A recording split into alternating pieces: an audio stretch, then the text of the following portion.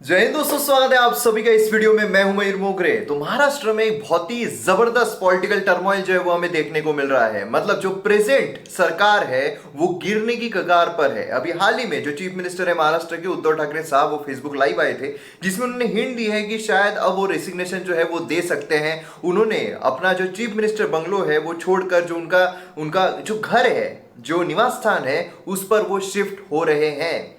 तो क्या पूरा मसला है आज के इस वीडियो में हम समझने की कोशिश करेंगे। देखिए, महाराष्ट्र के पॉलिटिकल टर्मोइल को समझने के लिए हमें 2019 में जो इलेक्शंस हुए थे असेंबली के, उस पर जाना पड़ेगा। जो असेंबली के इलेक्शंस हो रहे थे उसमें प्री पोल अलायंस हमें बीजेपी और शिवसेना का देखने को मिल रहा था। प्री पोल अलायंस मतलब जो पोलिंग है, मतलब जो इलेक्शंस है वो होने से पहले अलायंस बना लेते हैं कि हम यहाँ पर साथ में लड़ेंगे और साथ में यहाँ पर सीटें जो है उसमें बढ़ जाती है। मतलब जहां पर शिवसेना के कैंडिडेट खड़ा है वहां पर बीजेपी का कैंडिडेट नहीं खड़ा रहेगा, मतलब वो आपस में नहीं लड़ेंगे। इस तरीके से प्री पोल अलायंस जो है वो देखने को मिला। और फिर उसके बाद जो रिजल्ट्स है वो सामने निकल कर आए। अब रिजल्ट्स में हुआ क्या, सबसे ज्यादा जिनके एमएलए आए वो थी बीजेपी के 105 एमएलए हमें देखने को मिल रहे थे। जो शिवसेना है उनके समझ लीजिए 56 एमएलए जो है वो देखने को मिल रहे थे। जो इंडियन नेशनल कांग्रेस है, कांग्रेस के 44 एमएलए देखने को मिल रहे थे। और जो एनसीपी है, जो शरद पवार साहब है, उनकी जो पार्टी है एनसीपी, उसके 54 जो एमएलए है वो हमें देखने को मिल रहे थे। अब उसके बाद कुछ ऐसा होता है जिससे पूरा जो पॉलिटिक्स है वो वहां पर दंदरा जाता है। मतलब कि जो प्री पोल अलायंस यहाँ पर बीजेपी और शिवसेना का बना था, उसमें शिवसेना जो है वो एक अट रखती है। वो कहती है कि 2.5 साल आपका चीफ मिनिस्टर, मतलब जो देवेंद्र फडणवीस है जो पहले थे, वही चीफ मिनिस्टर रहेंगे 2.5 साल के लिए। और बचे हुए 2.5 साल के लिए जो शिवसेना है उनके चीफ मिनिस्टर जो है वो देखने को मिलेंगे। जिस पर बीजेपी ऐतराज जताती है। बीजेपी बोलती है कि ये हमारा पहले चर्चा नहीं हुई थी और पूरे 5 सालों के लिए जो बीजेपी है, मतलब जो देवेंद्र फडणवीस है, वही चीफ मिनिस्टर बरकरार रहेंगे। और इस पर जो शिवसेना है वो जो अलायंस है उसे ब्रेक कर देती है। और अलायंस ब्रेक करने के बाद यहां पर जो टोटल जो स्ट्रेंथ है असेंबली की वो है 288, मतलब उसका आधा अगर हम करते हैं तो 144 + 1 मतलब 145 मेंबर जो है वो चाहिए होते हैं किसी को भी सरकार बनाने के लिए। किसी के पास भी इंडिविजुअली 145 नहीं आ रहे थे।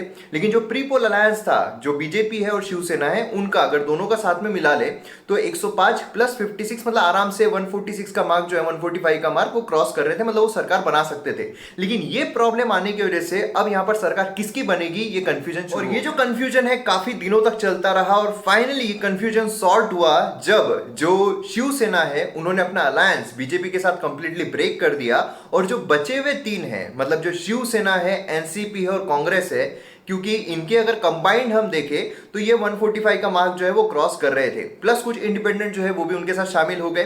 तो इस तरीके से जो सरकार है वो basically Shiv Sena plus NCP plus Congress इनकी बनी। और जो चीफ मिनिस्टर है वो उद्धव ठाकरे साहब, जो शिवसेना के प्रमुख है उद्धव ठाकरे साहब, उनकी यहां पर सरकार बनती है।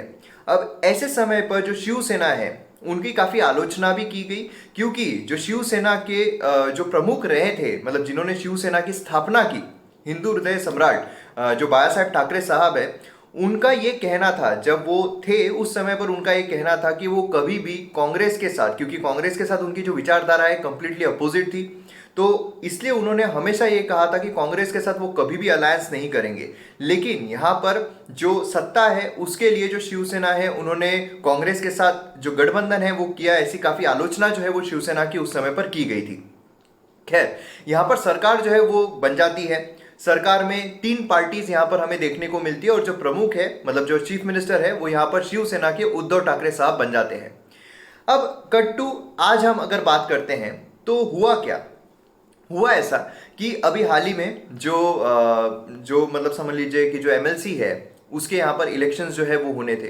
तो एमएलसी के वहाँ पर इलेक्शंस हुए, मेंबर ऑफ लेजिस्लेटिव काउंसिल के यहाँ पर इलेक्शंस हुए, राज्यसभा की सीट के लिए इलेक्शंस हुए।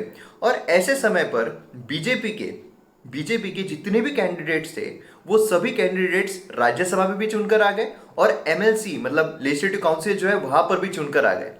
अब वो तो ठीक है कि ठीक है चुनकर आ गए तो आ गए क्या, लेकिन जो वोट्स है वो जितनी बीजेपी की एक्चुअल स्ट्रेंथ है, मतलब 105 106, उससे ज्यादा वोट्स उनको मिले। तो कंफ्यूजन यहां से शुरू हुआ, जो डाउट है यहां से शुरू हुआ कि जब बीजेपी की स्ट्रेंथ जो है वो 105 106 है तो उससे ज्यादा वोट्स कहां से मिले। और जो शिवसेना है उनके वोट्स कम हो गए। तो इससे अंदाजा हुआ कि जो शिवसेना है, क्या उनमें के जो लोग हैं वो शिवसेना के साथ नहीं बल्कि बीजेपी की तरफ वोट कर रहे हैं, बीजेपी के कैंडिडेट्स को वोट कर रहे हैं। और यहीं से जो घमासान है वो शुरू होता है। और एमएलसी इलेक्शंस के बाद ये जो अफवाहें उड़ रही थी कि क्या कुछ एमएलए बीजेपी की तरफ से वोट कर रहे हैं, शिवसेना को वोट नहीं कर रहे हैं, इसे एक डायरेक्शन मिल जाती है। क्योंकि जो एकनाथ शिंदे साहब है, जो शिवसेना के काफी प्रख्यात एमएलए है, काफी प्रख्यात लीडर है, वो अपने साथ कुछ एमएलए लेकर गुजरात चले जाते हैं और वहां पर वो कहते हैं कि हमें सत्ता की भूख नहीं है, लेकिन जो हिंदुत्व, हमें एक एजेंडा है हमारा हिंदुत्व का, वो यहाँ पर दूषित हो रहा है। हमें यहाँ पर जो कांग्रेस है उनके साथ अलायंस नहीं रखना है, हमें यहाँ पर बीजेपी के साथ अलायंस फिर से बनानी चाहिए। और जो देवेंद्र फडणवीस है वो चीफ मिनिस्टर बनेंगे फिर से, और जो एकनाथ शिंदे साहब है वो डिप्टी चीफ मिनिस्टर बनेंगे, ऐसी मांग वहां पर की जाती है। अब वहां पर काफी ज्यादा उसमें निगोसिएशंस होते हैं, बातें होती है। काफी बार बोला जाता है कि नहीं, शिवसेना की जो स्ट्रेंथ है वो ऑलरेडी बरकरार है, जितनी स्ट्रेंथ चाहिए 145 स्ट्रेंथ जो है वो ऑलरेडी बरकरार है। फिर उसके बाद न्यूज आती है कि एकनाथ शिंदे साहब के साथ जितने भी एमएलएज है उन सबको शिफ्ट कर लिया गया है आसाम, गुवाहाटी में एक रेडिसन ब्लू होटल में। अब वहां पर शिफ्ट होने के बाद एकनाथ शिंदे साहब के द्वारा ये कहा जा रहा है कि जितनी स्ट्रेंथ की जरूरत है सरकार बनाने के लिए अपोजिशन को, मतलब बीजेपी को, उतनी हमारे पास ऑलरेडी अवेलेबल है। मतलब 40 के आसपास जो एमएलएज है वो उनके पास है, ऐसा कहा गया।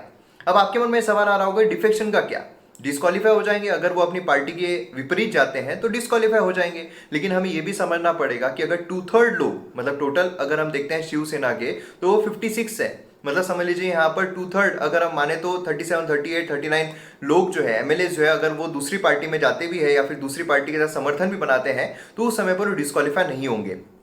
और इतनी स्ट्रेंथ एकनाथ शिंदे साहब कह रहे हैं कि वो उनके पास है।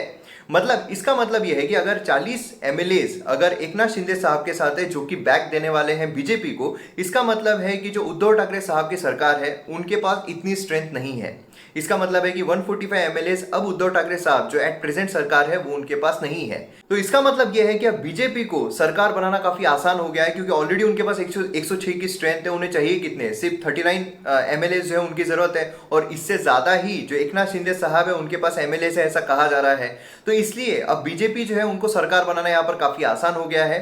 तो अब बहुत ज्यादा चांसेस है कि यहाँ पर उद्धव ठाकरे साहब जो उनकी सरकार यहाँ पर गिर जाएगी।